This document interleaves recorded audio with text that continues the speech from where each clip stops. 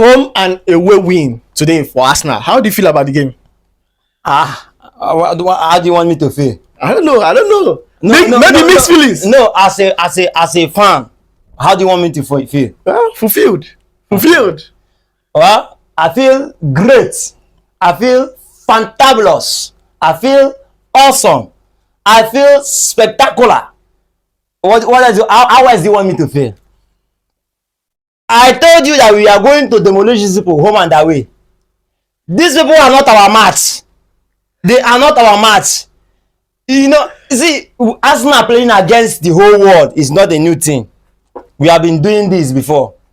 But today we decided to show the world that Arsenal is bigger than what people can just say. It's bigger than all your sentences. Arsenal is bigger than Real Madrid. Some people say that Real Madrid is the biggest club in the whole world. That's very, very wrong. Arsenal is the biggest club in the whole world. Because we've beaten the biggest club in the whole world. Of course. So they have been demoted. A minute silence for Real Madrid. It's very painful. Very, very painful. Very painful for them. I told you guys that, see, anything less than winning at the Bernabeu, I will not be satisfied. Anything. Do you know that this match actually ended 2-0? Just because of how kind it started right from the days of Arsene Wenger. How kind-hearted Arsenal is. They decided to dash them that one goal. So it's not just that much embarrassing. Do you know what it would have mean by Arsenal humiliating them with 5-0 on aggregate? So William Saliba being, just in conjunction with Raya, in agreement with Captain Fantastic and endorsed by Arteta, they decided to just let them, let them have one. That's just it. This is football. All right. So what are your concerns about Buka Saka's play today? How do how did you rate his game today? Well, I will rate Buka Saka 8/10 upon the penalty incident. No, the penalty incident.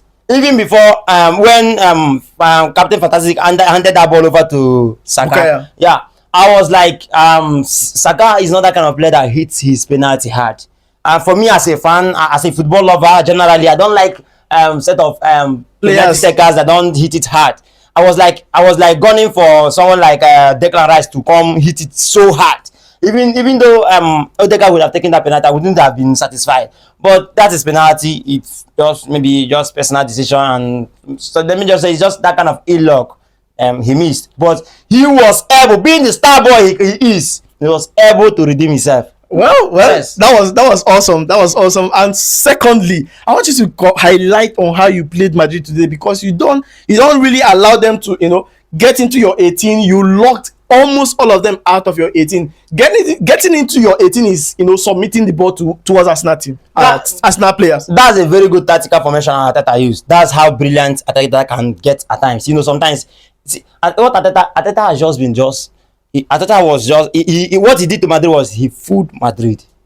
Yeah, he fooled Madrid. Going back to the Premier League, before the first leg, Arsenal had played out a draw. Coming to this first leg, we walloped them 3-0. Yeah. Going back to the Premier League, draw again. Coming to Bernabeu, that's to show you how tactical as Arteta played them mind games. As Arteta gave them that morale that we can do it. But they decided to come out and play their normal game. And why asked Arteta back in the back of his head, he had these tactics. He has already mapped out how to demolish them. Madrid was so much congested that they were only left with Mbappe and Vinicius to make the run. And Vinicius was marked out by Timber and Caleba. Yeah, he marked Vinicius out. Mbappe was the only one that was trying to make some moves, but Saliba, the Rolls Royce was there, and the same Rolls Royce that gifted them. I told you it was all deliberate. We deliberated it, agreed, and decided to this is football. Football is not an enmity game. So we just decided let us not humiliate them so much. So all right. So your party had a yellow card in this match, and any concerns for him playing the next match? Oh, I will miss him. Honestly, I will miss Party. Honestly, sometimes footballers, I don't know what normally come over them, they misreact. But I think coming against PSG, in the semi-finals, it will be a very difficult choice to make, because Partey is this kind of player that gives you all he can give through at every seconds of the game. Partey is a very fantastic player that I don't think there is a better defensive midfielder in Arsenal that can do better than Partey. So it will really affect us. But be what it is, Arteta has always known how to manage his boys. I know he will find a way. We'll just chill out that loophole and try to amend. And you trying to, find a way to do it. Do you think who will fit in that place? Well, for me, I think what Arteta should do is try to play 4-4, at least for the first leg, just to try to make that 4-4 decision. Then maybe give Odegaard that much free roll. Declan Rice try to go in because he has that strength. He can go in and drop back. Because if you think of bringing back Merino, that means there will be lapses up front. Yeah, I like it when Mourinho stays up front because of his body build up and his height. He can make some touches, even though he's not that much of a natural striker. But I think he has, so far so good. He has been marvelous for us up front. So I think Arteta should just try, maybe just at least for the first leg, hold that midfield, win that midfield, because PSG will want to play tiki-taka set of football. Because those guys are fresh, young-blooded boys, and they want to drop to the ground. And missing Partey in this game, we have to try to hold them first. Then they will reach them second half, because by then second leg, Partey will be back. So that's just it. All right. So any final thought of the game? My final thought for the game is that Arsenal has been massive. They have been massive and they are good. I think they should just keep on the momentum. They should just keep on believing. Yeah, they should just keep on believing. They've come first. They have come second in the league for 2 seasons consecutively. 3 seasons. Yeah, this is 3 seasons. Though this one is not yet over, but I think Arteta should just try and keep boosting that morale.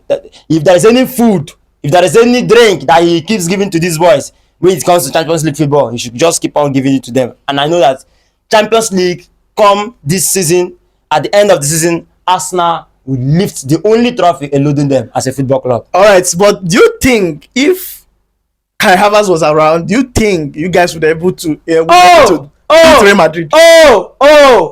Madrid they would have suffered.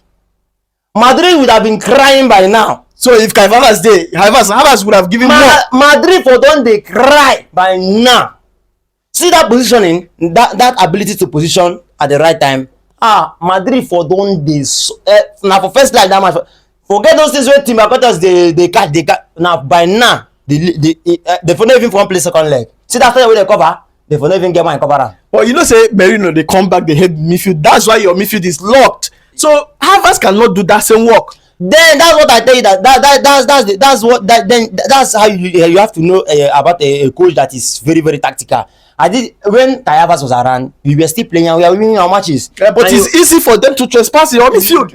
No, it was. No, let me tell you. You have to check back. When last did Arsenal concede 3 goals?